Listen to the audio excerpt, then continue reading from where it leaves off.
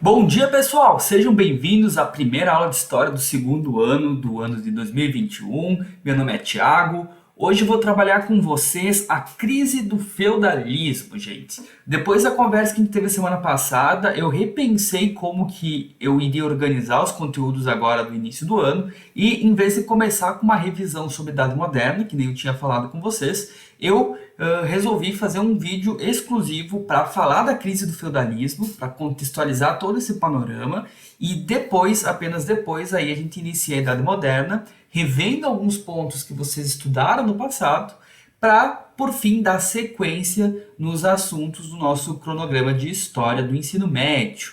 Antes da gente começar, vale dizer que junto ao link desse vídeo vocês estão recebendo um material de apoio com os principais pontos que vão ser discutidos nessa aula.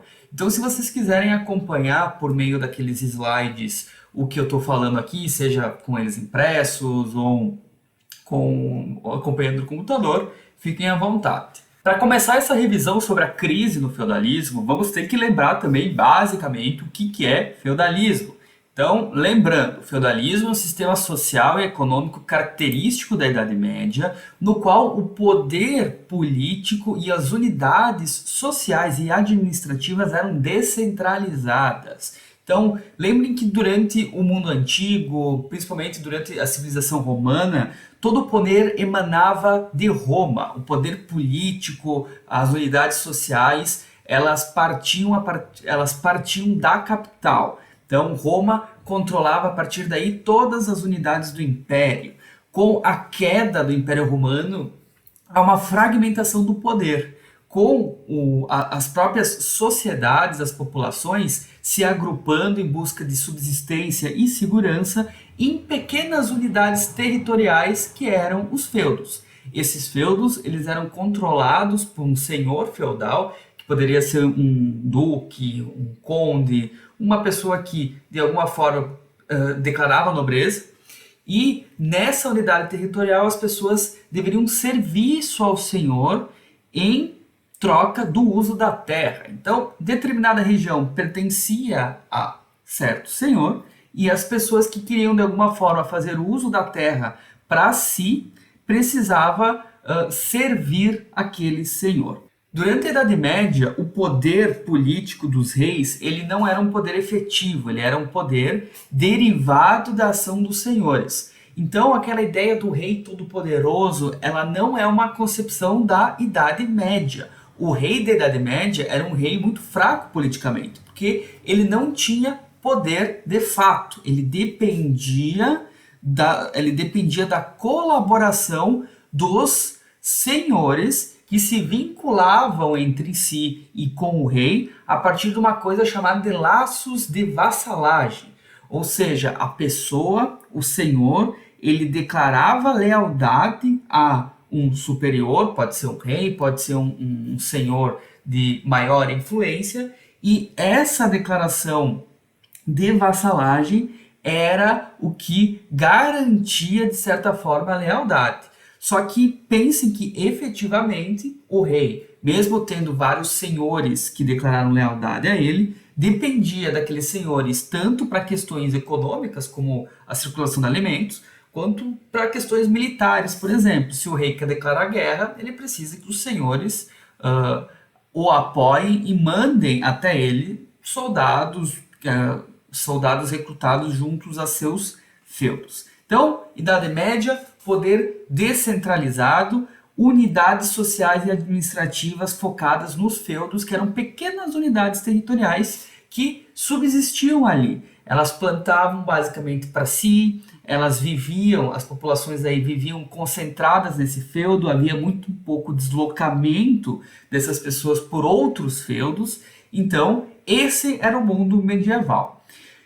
Esse panorama começa a mudar lá por volta do século XII e essas mudanças vão aumentar progressivamente até o século XIV. Nesse período que a gente chama de Baixa Idade Média, várias coisas vão acontecendo na sociedade feudal, Principalmente há um certo avanço científico e um renascimento das atividades comerciais de longa distância e das próprias cidades que vão acabar colocando em xeque alguns pressupostos básicos do feudalismo. Dito de outra forma, a crise no mundo feudal ela é derivada do desenvolvimento social e econômico de elementos que vão pôr em xeque, que vão contestar algumas características bases do sistema feudal, como o próprio poder descentralizado, os laços de vassalagem, o predomínio da igreja sobre essas unidades políticas e o próprio sistema econômico e político dos feudos. Essas mudanças elas vão ocorrer devido a alguns fatores principais. O primeiro deles é o aumento populacional que a Europa passou nesse período. Durante a Alta Idade Média, a Europa ela foi afetada por invasões, por pandemias. Essas máculas elas diminuíram na chamada Baixa Idade Média. E essa diminuição dessas máculas acabaram levando a um aumento da população. Esse aumento ele também deriva, além desses fatores, de um aumento da produção agrícola e da diversificação das atividades econômicas. Então, todas essas coisas vão acontecendo, né, nesse período, o que faz com que a população aumentasse. Junto com o aumento da população, há também um aumento, por consequência, da procura por alimentos. Então, os senhores acabam aumentando as áreas cultivadas, derrubando florestas, aterrando pântanos, para nessas regiões eles conseguirem fazer áreas produtivas para alimentar essa população crescente. Também cria-se outras tecnologias agrícolas, como a própria charrua, que é um tipo de arado um pouco mais tecnológico, que que é utilizado, inclusive, claro, de forma mecanizada até hoje, mas é criado durante a Idade Média, durante a busca de novos meios para preencher essa lacuna de alimentos. Porém, essas novas técnicas, esse aumento da área produtiva, não foi o suficiente para alimentar toda essa população crescente. Então, os senhores feudais, eles começaram a banir certas pessoas do feudo que eram vistas por eles como uma população em excedente. Então, eles começaram a expulsar pessoas das suas terras e estas pessoas, muitas delas acabaram se dedicando ao banditismo, ou seja, formavam pequenos grupos para atacar aldeias ou atacar camponeses e pequenos comerciantes que circulavam próximos aos feudos. Essa questão do banditismo é muito vista, fica muito claro, quando a gente assiste algum filme, alguma série que trata da Idade Média, porque tem aquela coisa das pessoas, né, se aventurando numa estradinha de terra e do nada aparece bandidos. Toda essa imagem é criada a partir desse acontecimento que também, por consequência, é gerado pela necessidade das pessoas de sobreviverem diante de um período em que faltava alimento. Outra coisa que acontece também, que é derivada desse aumento populacional, é a ação dos filhos mais novos dos senhores e a sua necessidade de buscar riquezas para subsistirem. Vale lembrar que na Idade Média a herança ela passava de pai para filho homem mais velho. Então a pessoa que nascia primeiro herdava toda aquela riqueza, o feudo do pai, as terras, as construções, o castelo, tudo isso era herança do filho mais velho. Os filhos mais novos não tinham esse direito de acesso a esses bens. Então, o que esses nobres, pobres, digamos assim, faziam para tentar, né, subsistir e buscar riquezas de outra forma que não seja na fazenda dos pais?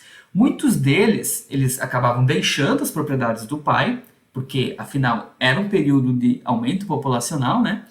E eles buscavam sobreviver através dos torneios. Então, aquele outro imaginário da Idade Média de torneios entre nobres, duelando em justas e tal, e isso é um reflexo também desse aumento populacional, porque cada vez mais esses nobres buscavam esses torneios para conseguir ganhar algum prêmio financeiro, né, um retorno financeiro e sobreviver. Um bom exemplo de cavaleiro que saiu das terras dos pais em busca de riquezas e acumular certa influência foi um cara chamado Guilherme Marechal.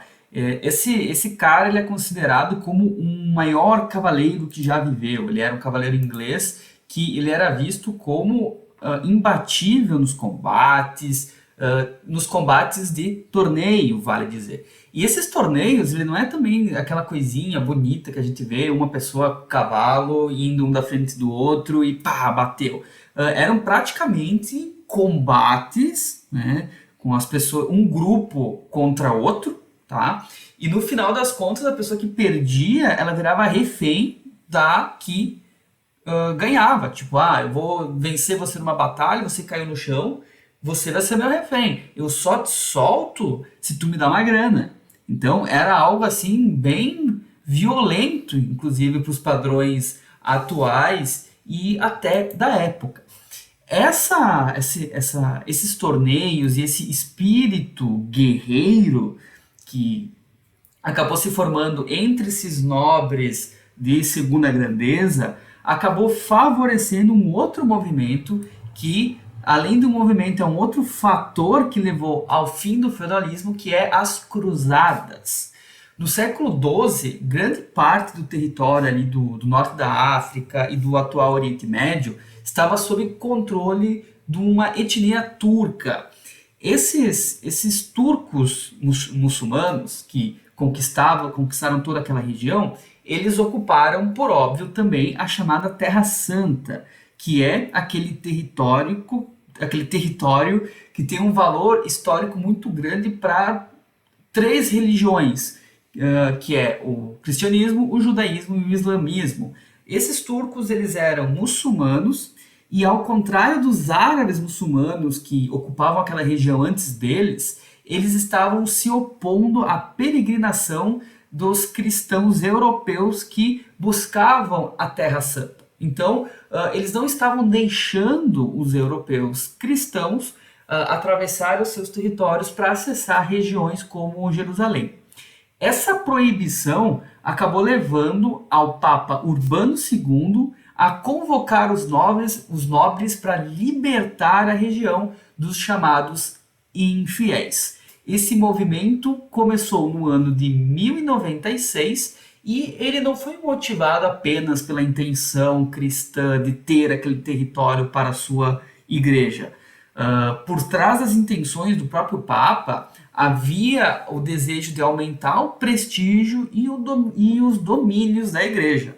Lembrem que, durante a Idade Média, a Igreja Católica era a unidade política mais forte, tá? Ela tinha influência sobre todas as regiões e tinha poder de fato. Ela tinha exércitos, ela tinha terras. Então, não é de se estranhar que há um desejo mundano por trás das intenções desses governantes religiosos. Os nobres, eles viam nas cruzadas uma oportunidade para obter prestígios e riquezas no Oriente. Então eles aderiram quase que imediatamente a essa causa. Como eu disse, então, em 1096 iniciaram-se as cruzadas, contando com nobres, religiosos, camponeses, pobres, mendigos e crianças. Ao todo foram 11 cruzadas, mas somente uma conseguiu atingir o objetivo principal, que era conquistar Jerusalém, mesmo que por pouco tempo. Só que, apesar do fracasso inicial das cruzadas, do objetivo inicial das cruzadas, esse movimento acabou levando à reabertura da navegação do Mediterrâneo para embarcações europeias.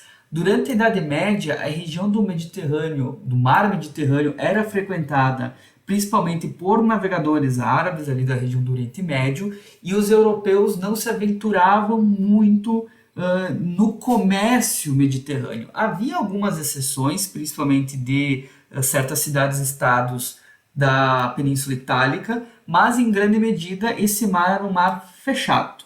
Com as cruzadas, houve a reabertura da navegação europeia naquele mar, e isso acabou favorecendo os contatos culturais e comerciais entre o Oriente e o Ocidente, que era algo que estava travado desde o fim do Império Romano. Esse fato acabou contribuindo também para o aumento da circulação de pessoas e riquezas pela Europa, o que acabou fortalecendo o comércio e estimulou o povoamento das cidades. Com isso, temos o último ponto, que é o renascimento comercial e urbano. Essa foi de longe a mudança mais visível na Europa ali durante a Baixa Idade Média, já que ela significou o desenvolvimento das cidades e do comércio. Então você conseguia ver essa maior circulação de pessoas, essas cidades mais povoadas, mais cheias.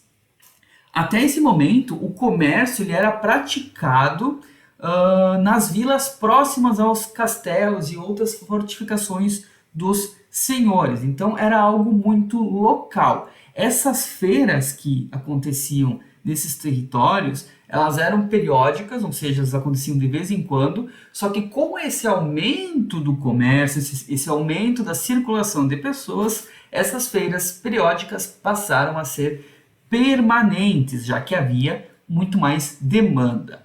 Esse fator levou ao aparecimento de núcleos urbanos ao redor dessas fortificações, dedicados principalmente a comércio e a prestação de serviço às pessoas que passavam por aí.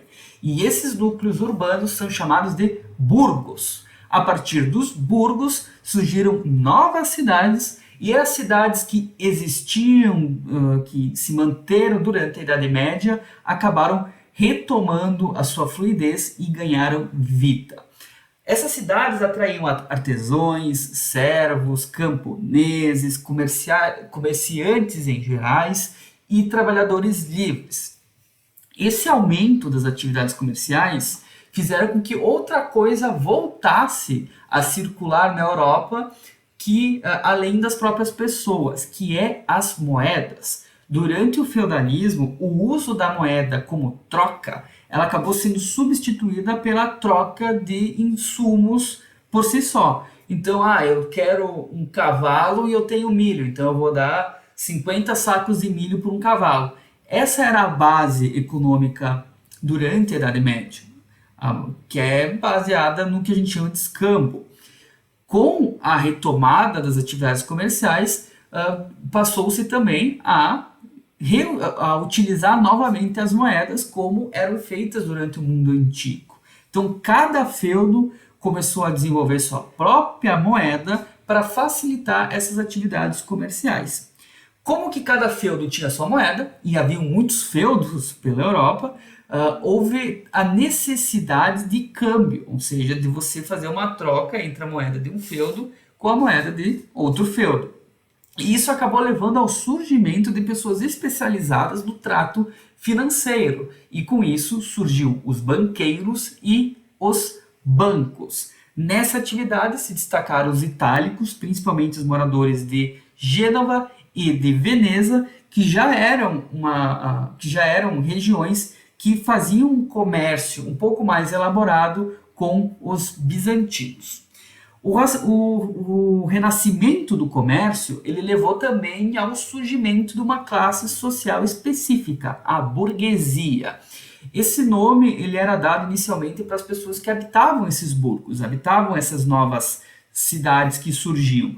Mas com o tempo, esse termo passou a ser utilizado somente para designar as pessoas que estavam relacionadas às atividades financeiras e comerciais, ou seja, banqueiros, comerciantes e artesãos enriquecidos. Essa estrutura acabou, essa retomada comercial e essa formação de uma unidade mais complexa com base no comércio, acabou retomando o comércio de longa distância e toda a Europa acabou sendo preenchida com uma rede de rotas comerciais.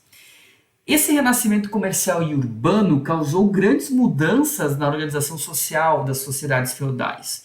Surgiram novos grupos, como a burguesia e trabalhadores assalariados, novas formas de enriquecimento, como a atividade bancária e o próprio comércio e mercadoria, né?